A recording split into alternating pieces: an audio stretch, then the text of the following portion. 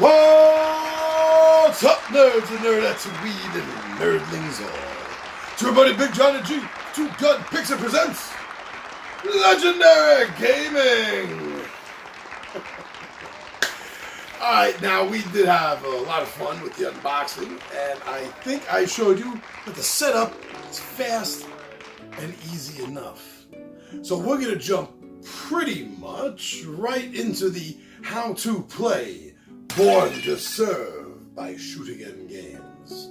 But first, we're going to go to the mailroom and check out something here.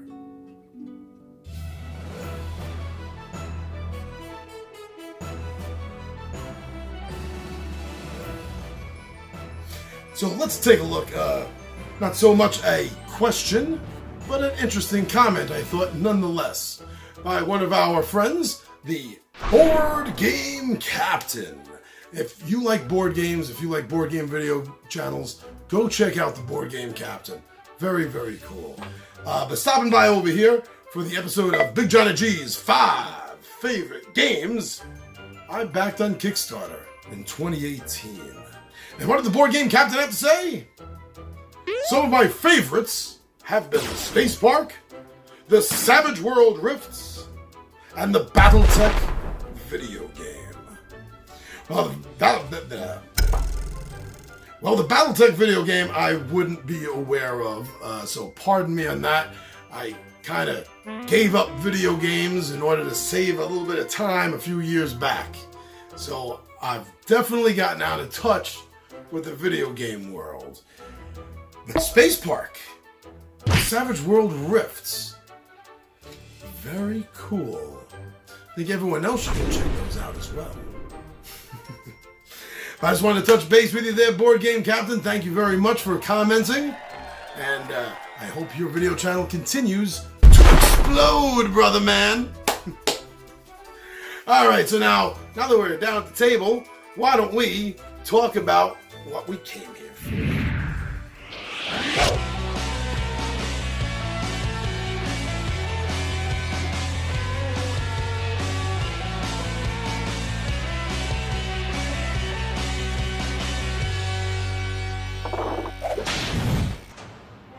Hello, my friends, and welcome to the table. So the first thing that I think you should know about how to play Born to Serve by Shoot Again Games is that this game is done in a series of rounds that consist of lunch and dinner until the restaurant closes, aka the tip cards run out. So each round is going to be consisting of 2 phases, the first being the service phase, and the second being the scoring phase. The first phase of the game is the service phase. Now during this phase, players, starting with the first player and continuing clockwise thereafter, each player is going to get to choose one of 3 choices. One of 3 possible actions. Now the first action that a player can choose to do is to place a service marker on a table. Now when you do this and you place a service marker on a table, you're going to place it on the lowest opened number. In this case, number 1. If another player then wanted to place a token, they would have to put it at the next lowest, in this case being 2. And then 3 and 4. Now another action a player may take is by placing one of their service markers on a staff member, and thereby gaining that bonus. In this case, the hostess. Immediately place the $3 marker on any table. Return the $3 marker to the hostess at the end of the scoring phase. That's a pretty nice bonus. Or if the player wants to, they can take a break, quite literally doing nothing on their turn other than placing one of their service markers back in their fortress of loneliness. All of the heroes, all of the superheroes, have their own powers. Now, during your turn, you may, once on your turn, play one of your hero's powers. In this case, for Adam Amp, during the service phase, which that symbol signifies, he may crank up the volume. Before you place them, you may turn 2 of your unplaced service markers to their high priority side. Ding, ding. And then place them where you need to. During the scoring phase, you get the bonus track. If you win a table, you may score a 3rd service marker on that table if available. Wow! Yeah! Rocket! Adam Amp sure knows how to rock while he's working. And that's the way that the round is going to continue, with each player coming out and placing one of their service markers, claiming an area. It's going to go back and forth until all the players have had a chance. Oh, he's playing it big. So all the players have had a chance to use all of their service markers.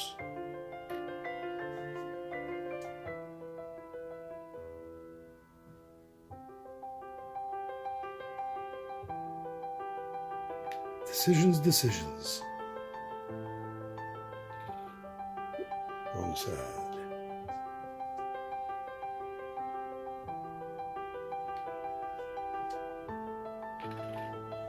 And at this point, when all the service markers have been removed from their fortress of loneliness, the scoring phase can begin.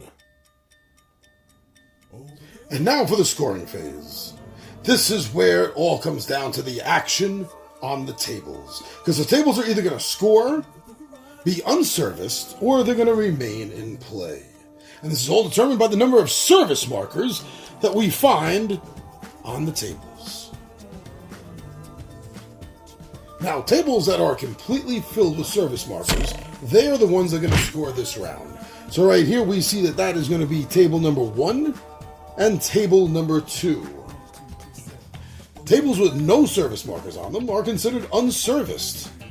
Now, these unserviced tables, they have their tip cards removed and put back into the box because the people are very upset that they didn't get served. You know, they've been sitting down for a while. They've been watching these B-rated superheroes that want to be waiters and waitresses running around to all the other tables, but leaving them completely alone. So you know they walk out in disgust. And finally, the tables, such as 3 and 4, the tables that are only partially filled with the service markers, well, they're going to stay exactly the way they are. These customers are still eating. They're still here. They're not ready to leave yet. So these tables will remain in play, and everything is going to stay exactly the same. All the service markers will stay right where they are. Now, the tables are always going to be scored from the lowest number table up. So, obviously, this is going to be scored from table 1, table 2, and then that's it. Only these 2 tables are going to be scoring for this round because they're the only ones that are completely serviced. The winner of the table is the one that has the most service markers on them. So in this case, table 1 was won by red, and table 2 was won by black. Oh, wait, look at this. Another great example. If there is a tie, I didn't notice this at first. If there is a tie, then the service marker that is on the highest spot, number 4, will determine the winner in a tie. So in this case, yes, green lost both table 1 and 2, but will be able to score partially. Each service marker for the winning player will score a tip value.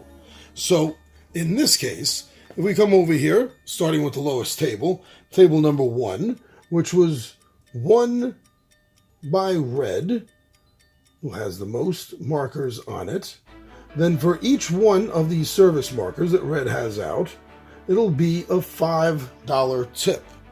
Now, for each service marker that is used to collect a tip, it is going to be sent. Oh, it is going to be sent away, far, far away, to the Phantom Realm. essentially out of the game for now. Now, the second table, table number 2, which is scoring, is a yellow tip card. So we don't know what that is, but we do know that green had put out a bonus service marker, and black has won the table. So this table's tip was $5. With the $1 service marker, that's $6. So black may collect 2 $6 tips, but remember, for each service marker used to collect the tip, you're sending that service marker on a one-way trip to the Phantom Realm. And don't forget, the table number 2 has an extra $1 bonus on it. So this 5, 6 becomes $7 for each of the service tokens used for scoring. Oops, that's where he was.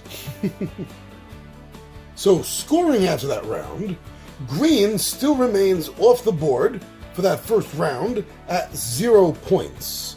Black doubled up the tips, giving a jump to 14 points, while red played it easy and only took 1 round of tips, putting red at 5 points. Now hold on, I did say that even if a player doesn't win the table, as green did not, that there is still a way to score partially. All of the non-winning players on scored tables are going to return their service markers to their Fortress of Loneliness, and they gain half. That is half rounded down, my friends. Half of the total value of that table for each of their service markers. So green would be at 5 as well.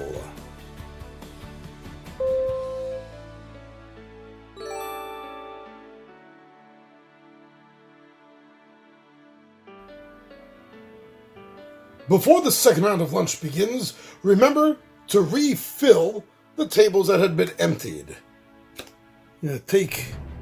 Refill them as they are, green, and that's a yellow.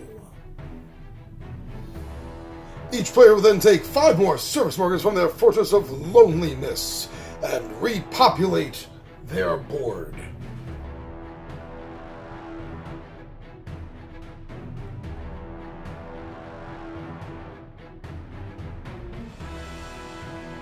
The lunch round continues as you go through the deck until there are no more lunch cards. The dinner phase will run as the lunch phase did, and you will play until you have used up all the cards. If during the scoring phase of the dinner round you have run out of tip cards, then that means, my friends, that it is closing time. So it's the dinner round. You've just closed out the scoring phase, and you notice you have no more tip cards left. Wow. Things are winding down. It's closing time. People are leaving for the evening. And any table at this point that does not have a tip card on it, you can remove from play. Now, because there may be so few tables out at this point, you may actually have more service markers between your players than actual places to put them. And if this is the case, then after the last spot that can hold a service marker is occupied, that will signify the end. For the final round, during this scoring phase, you will be scoring all tables regardless of how many service markers they have. Although in honesty, they'll probably be all filled. At this point, it comes down to who now has the most points, who gathered in the most tips, and that player, that hero, will have the job. And that, my friends, is how you play Born to Serve by Shoot Again Games. Now, this game is all about the management, the strategy and management of using your powers, as well as coming down to knowing who the best person at the right time is to help you out on the job. All right, everyone, thank you very much for checking us out on Facebook, on Instagram, and on Twitter. I'd also like to give a very special big shout out to everyone out there that has been going over to the official Two Gun Pixie Zazzle store and checking out some of our cool, nerdy merch we have over there, RPG heaven of funny stuff. So thank you for checking that out, and thank you for coming over here to YouTube. This is where you watch us, right here on YouTube. This is our home. You subscribe to our channel, you like and comment on our videos, and you share our videos. Thank you so much for doing that. We can't thank you enough for everything you do for us. And I hope you realize that we have a ton of fun doing this for all of you. So I'm your buddy Big Johnny G. The Two Gun Pixie presents Legendary Gaming. And my friends, I am out of here.